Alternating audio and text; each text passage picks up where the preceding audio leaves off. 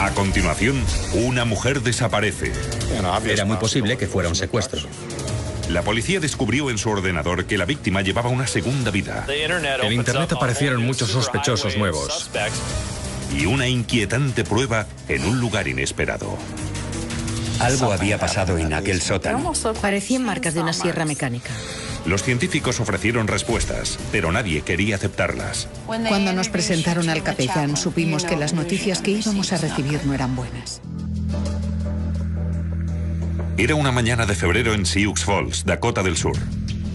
Un día normal para JDS Industries, una empresa que fabrica trofeos para agrupaciones deportivas. Normal, excepto por el hecho de que una de sus empleadas más importantes, Darlene Van der Giesen, falta por segundo día consecutivo. El viernes, cuando no apareció en el trabajo, su jefe llamó a sus padres, Dee y Jean. Los padres de Darlene se dirigen inmediatamente al apartamento de la chica porque tenían la llave. Fuimos a su apartamento y vimos su móvil. Supimos que pasaba algo porque nunca iba a ningún sitio ni hacía nada sin su móvil para que la gente pudiera llamarla si lo necesitaba.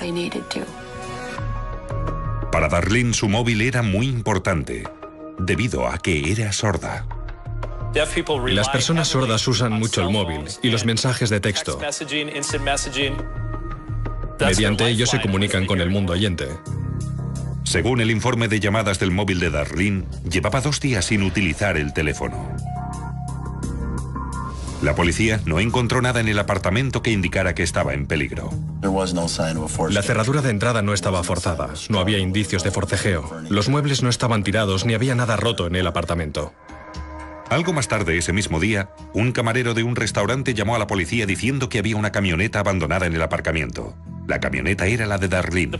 La policía tenía la esperanza de que ahí estuviera la pista que indicara quién estaba con Darlene aquella noche, pero en la pizzería nadie recordaba haber visto a Darlene. Los padres de Darlene contaron a la policía que sabían que su hija hacía uso de Internet para conocer hombres. Mi reacción fue decirle que tuviera mucho cuidado porque hay muchos, y perdonad la expresión, raritos por ahí. La gente en Internet se puede hacer pasar por otra persona y muchas veces la situación acaba siendo negativa para todos. Los investigadores se llevaron el ordenador de Darlene al laboratorio forense, donde utilizaron un software denominado Encase. Con Encase se pueden realizar búsquedas diferentes. Se pueden realizar en Internet o se pueden buscar mensajes de chat o emails y se puede ver el historial de Internet para ver qué páginas se han visitado y cuándo. La búsqueda reveló varios emails alarmantes que Darlene había recibido 10 días antes de su desaparición. Los emails eran amenazantes, pero eran casi infantiles y estaban bastante mal escritos. Se los enviaba a una mujer que se identificaba en la red como Wendy Smith. Hola, Darlene. Siempre te metes en problemas. Eres fea y tonta. Una cerda. Te odio. Según los amigos de Darlene, ella no conocía a nadie que se llamara Wendy Smith. Entendimos que posiblemente los habría escrito una persona sorda porque, según tengo entendido, los sordos no tienen por qué hablar de forma convencional, tal y como hablan los oyentes. Ellos hablan con frases cortas y sin estructura que solo sirven para hacer llegar el mensaje. No era raro que conociera a una chica sorda porque Darlene también tenía problemas de audición. Entonces enviamos un requerimiento a Yahoo pidiendo que nos enviaran cualquier tipo de información relacionada con esa cuenta. El análisis del ordenador también reveló que Darlene había conocido vía internet a un hombre de la zona, Jeff Flynn, y que habían quedado varias veces. Flynn trabajaba en el campo en un cultivo que estaba a unos 90 minutos en coche. Pero cuando la policía fue a su apartamento, él también había desaparecido. Desde el jueves nadie le había visto y nadie sabía dónde había ido. Sus amigos decían que era muy raro que se fuera de la ciudad durante un periodo de tiempo tan largo. Todo era muy raro. En los días posteriores a la desaparición de Darlene Van der Giesen, su nuevo novio, Jeff Flynn, también había desaparecido.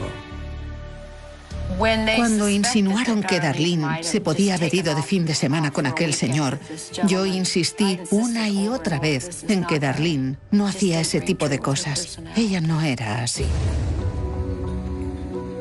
4 días después, Jeff volvió. Dijo que había ido a ver a unos amigos que vivían fuera. Estaba nervioso, pero la mayoría de la gente lo está cuando habla con la policía. En cambio, él estaba nervioso y preocupado por Darlene. En el maletero del coche de Jeff, los agentes encargados de recoger pruebas encontraron algo que parecía sangre seca. La alarma de la policía se activó cuando vieron la sangre en el maletero. Me pareció que tenía muchas posibilidades de que fuera sangre y las pruebas posteriores lo confirmaron. Pero los detectives querían saber si era sangre humana. Cuando la policía nos dijo que habían encontrado sangre en el coche, no sé cómo describirlo, fue como si se me rompiera el corazón. Pero las pruebas forenses rápidamente demostraron que la sangre no era de Darlene. Era sangre de ciervo. Cuando descubrieron que la sangre era de ciervo, sentí un gran alivio. Un gran alivio porque recuperé la esperanza de que pudiera estar viva. Mientras, los investigadores consiguieron localizar la fuente de la que provenían los amenazadores emails que Darlene había recibido antes de su desaparición. Cuando localizamos los emails que Darlene había recibido de Wendy Smith, pudimos enviar un requerimiento a Yahoo para que nos dijeran quién había creado esa cuenta de correo electrónico. Los emails provenían de esta casa del centro de Sioux Falls, donde vivía una mujer sorda que se llamaba Daphne Wright. Daphne dijo que había visto a Darlene en los apartamentos para sordos, que la había conocido en la agrupación para sordos. Daphne Wright, de 42 años, no tenía antecedentes penales. Y durante los interrogatorios policiales, Wright dijo no tener nada que ver con el caso. Yo no envié ningún email. Ha debido de mandarlos un hacker. No me creo esa historia del hacker. Yo creo que fuiste tú quien envió los emails.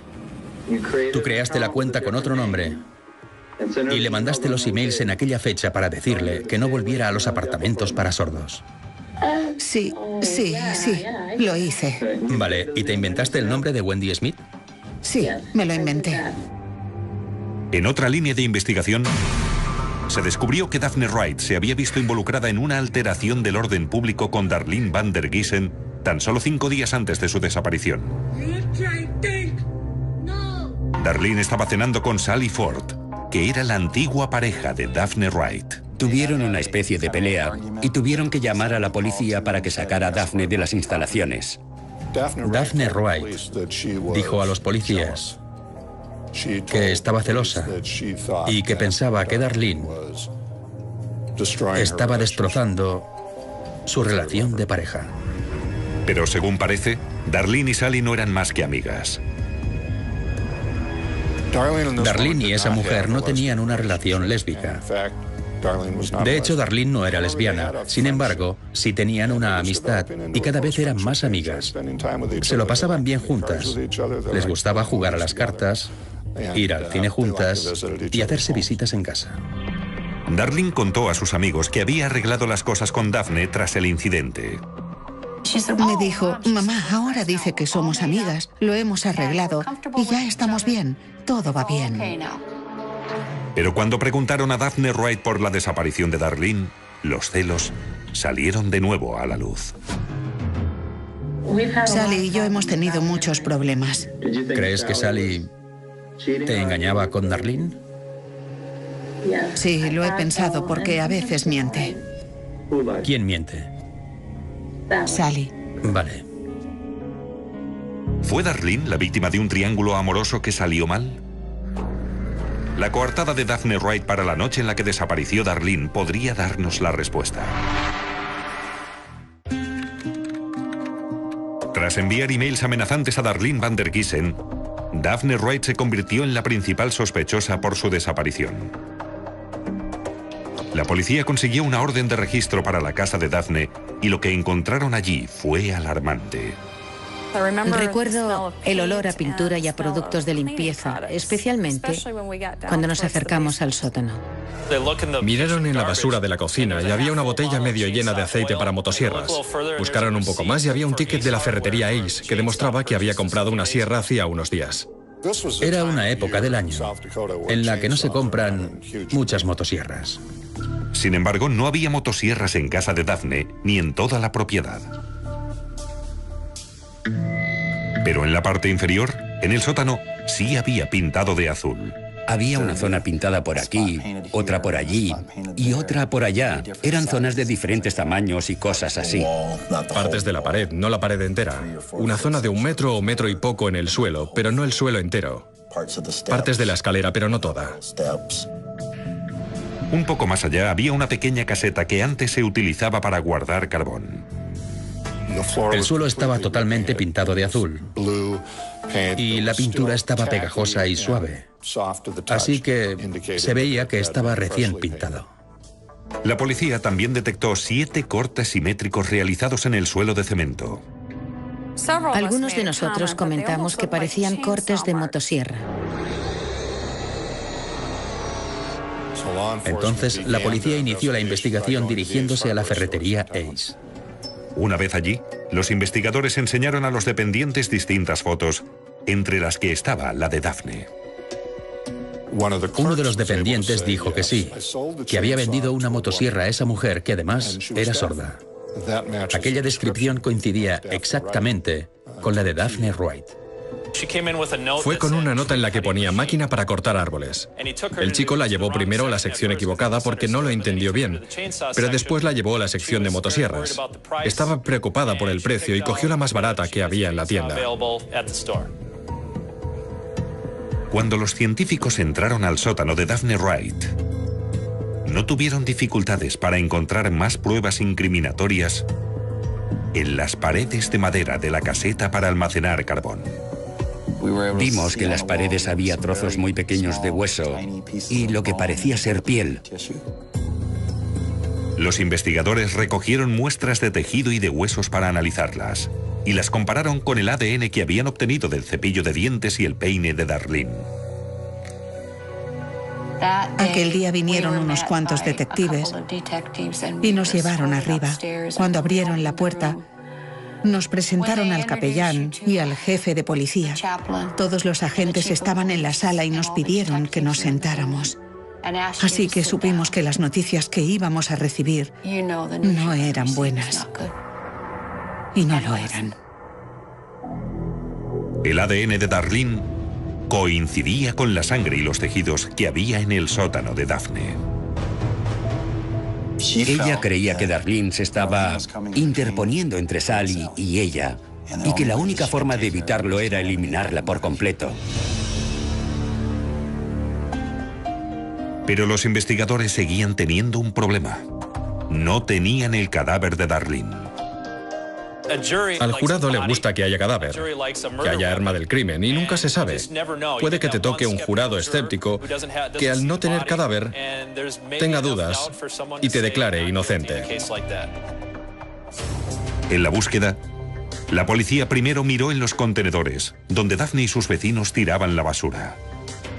Cuando llegaron los agentes, los basureros ya habían echado la basura en el camión y se la habían llevado al vertedero de la ciudad. La policía se dirigió al vertedero de Sioux Falls, una propiedad de 190 hectáreas que da servicio a 5 condados y a casi 250.000 personas. Se calculó que habían llegado unas 200 o 300 toneladas de basura durante los últimos 3 días, mientras nosotros habíamos estado buscando a Darlene. Había temperaturas por debajo de 0. Hacía un viento helador mientras los agentes voluntarios realizaban la búsqueda. Trabajaban con horquetas y picos para analizar la basura palmo a palmo. Para las 3 docenas de agentes que participaron, la búsqueda fue difícil y frustrante. Se buscó durante días, pero ni siquiera tenían la garantía de que el cadáver estuviera en el vertedero. Las condiciones no podían haber sido peores. Hacía mucho frío, hacía viento, era horrible. Se realizó un gran esfuerzo al analizar el contenido del vertedero en busca de Darlene.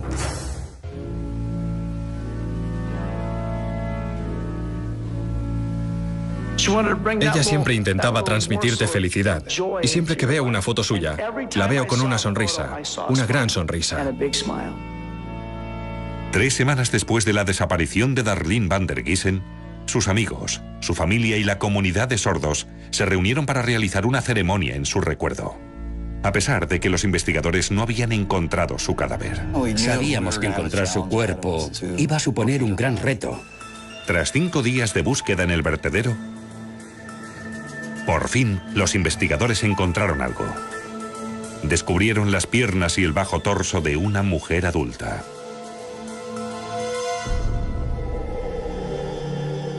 También encontraron trozos de moqueta ensangrentados y una sudadera manchada de sangre.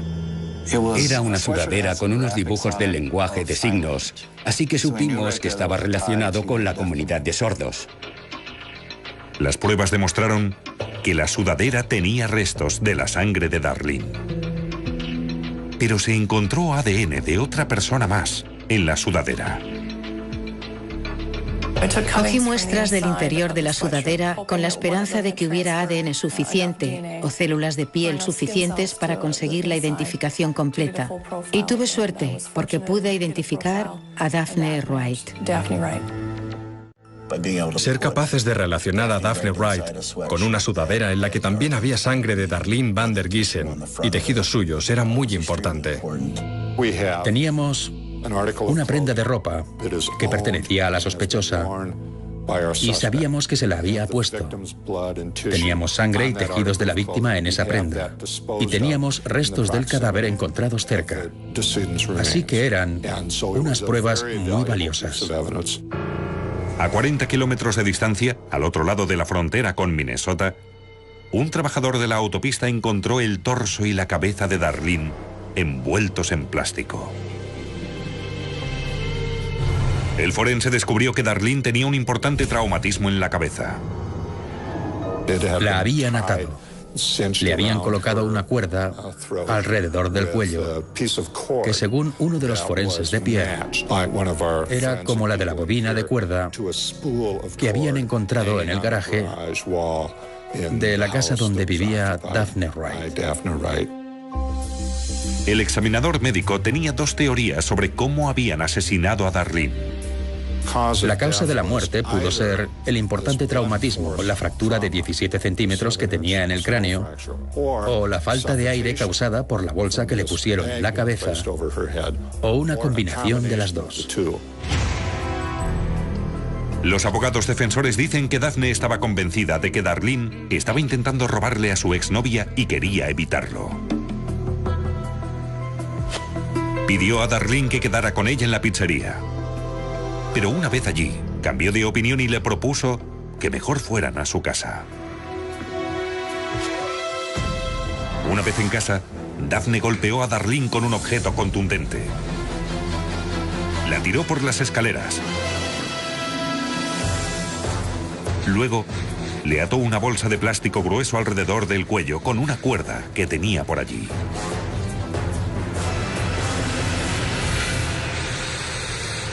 Más tarde, compró una motosierra para descuartizar el cadáver de Darlene.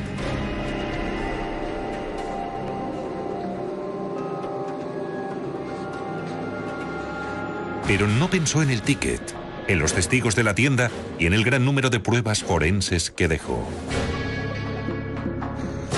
Daphne se deshizo de algunas partes del cadáver en diferentes vertederos y en una zanja a 40 kilómetros de distancia. Luego, intentó esconder las pruebas con pintura, pero no fue suficiente. Había como una montaña de pruebas que inculpaban a la acusada. Los emails. Y lo que esos emails decían, señalaron directamente a Daphne Wright. El móvil de Daphne es uno de los móviles más comunes para los homicidios, los celos. Lo más triste es que Darlene no tenía ningún interés más allá de la amistad por la exnovia de Daphne, Sally Ford. A Darlene no le interesaba eso. Darlene no era lesbiana. Darlene y Sally no tenían ese tipo de relación. Daphne Wright fue acusada de asesinato en primer grado y se convertiría así en la primera mujer en Dakota del Sur en enfrentarse a una posible cadena perpetua. ¿Quieres que una madre describa a la asesina de su hija? Una persona con un corazón de piedra. No sé cómo describirla. No tiene sentido.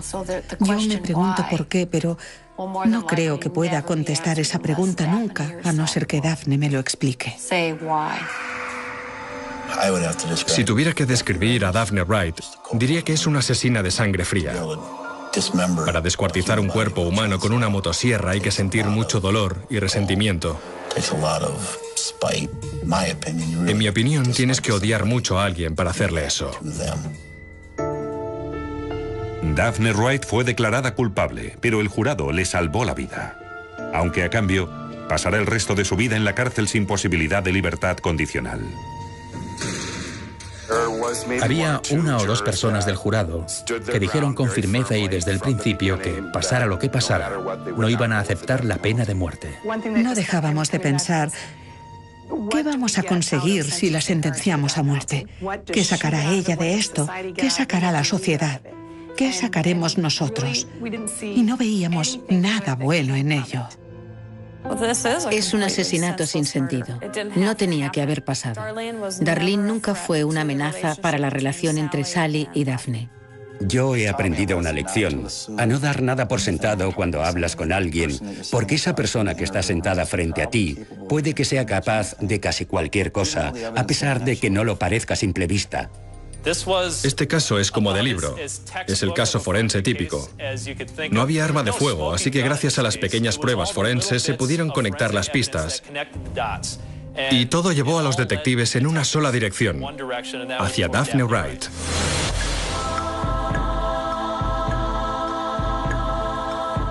Porque, según tengo entendido, los sordos no tienen por qué hablar de forma convencional, tal y como hablan los oyentes. Ellos hablan con frases cortas y sin estructura que solo sirven para hacer llegar el mensaje. No era raro que conociera a una chica sorda porque Darlene también tenía problemas de audición. Entonces enviamos un requerimiento a Yahoo pidiendo que nos enviaran cualquier tipo de información relacionada con esa cuenta. El análisis del ordenador también reveló que Darlene había conocido vía internet a un hombre de la zona, Jeff Flynn, y que habían quedado varias veces. Flynn trabajaba en el campo en un cultivo que estaba a unos 90 minutos en coche. Pero cuando la policía fue a su apartamento, él también había desaparecido. Desde el jueves nadie le había visto y nadie sabía dónde había ido. Sus amigos decían que era muy raro que se fuera de la ciudad durante un... El viernes, cuando no apareció en el trabajo, su jefe llamó a sus padres, Dee y Jean. Los padres de Darlene se dirigen inmediatamente al apartamento de la chica porque tenían la llave. Fuimos a su apartamento y vimos su móvil. Supimos que pasaba algo porque nunca iba a ningún sitio ni hacía nada sin su móvil para que la gente pudiera llamarla si lo necesitaba. Para Darlene su móvil era muy importante, debido a que era sorda. Las personas sordas usan mucho el móvil y los mensajes de texto. Mediante ellos se comunican con el mundo oyente. Según el informe de llamadas del móvil de Darlene, llevaba 2 días sin utilizar el teléfono. La policía no encontró nada en el apartamento que indicara que estaba en peligro. A continuación, una mujer desaparece. Era muy posible que fuera un secuestro. La policía descubrió en su ordenador que la víctima llevaba una segunda vida. En Internet aparecieron muchos sospechosos nuevos. Y una inquietante prueba en un lugar inesperado. Algo había pasado en aquel sótano. Parecían marcas de una sierra mecánica. Los científicos ofrecieron respuestas, pero nadie quería aceptarlas. Cuando nos presentaron al capellán, supimos que las noticias que íbamos a recibir no eran buenas. Era una mañana de febrero en Sioux Falls, Dakota del Sur. Un día normal para JDS Industries, una empresa que fabrica trofeos para agrupaciones deportivas. Normal, excepto por el hecho de que una de sus empleadas más importantes, Darlene Van der Giesen, falta por segundo día consecutivo. La cerradura de entrada no estaba forzada, no había indicios de forcejeo. Los muebles no estaban tirados ni había nada roto en el apartamento. Algo más tarde ese mismo día, un camarero de un restaurante llamó a la policía diciendo que había una camioneta abandonada en el aparcamiento. La camioneta era la de Darlene. La policía tenía la esperanza de que ahí estuviera la pista que indicara quién estaba con Darlene aquella noche, pero en la pizzería nadie recordaba haber visto a Darlene. Los padres de Darlene contaron a la policía que sabían que su hija hacía uso de Internet para conocer hombres. Mi reacción fue decirle que tuviera mucho cuidado porque hay muchos, y perdonad la expresión, raritos por ahí. La gente en Internet se puede hacer pasar por otra persona y muchas veces la situación acaba siendo negativa para todos. Los investigadores se llevaron el ordenador de Darlene al laboratorio forense, donde utilizaron un software denominado Encase. Con Encase se pueden realizar búsquedas diferentes. Se pueden realizar en Internet o se pueden buscar mensajes de chat o emails y se puede ver el historial de Internet para ver qué páginas se han visitado y cuándo. La búsqueda reveló varios emails alarmantes que Darlene había recibido 10 días antes de su desaparición. Los emails eran amenazantes, pero eran casi infantiles y estaban bastante mal escritos. Se los enviaba a una mujer que se identificaba en la red como Wendy Smith. Hola, Darlene. Siempre te metes en problemas. Eres fea y tonta, una cerda. Te odio. Según los amigos de Darlene, ella no conocía a nadie que se llamara Wendy Smith. Entendimos que posiblemente los habría escrito una persona sorda.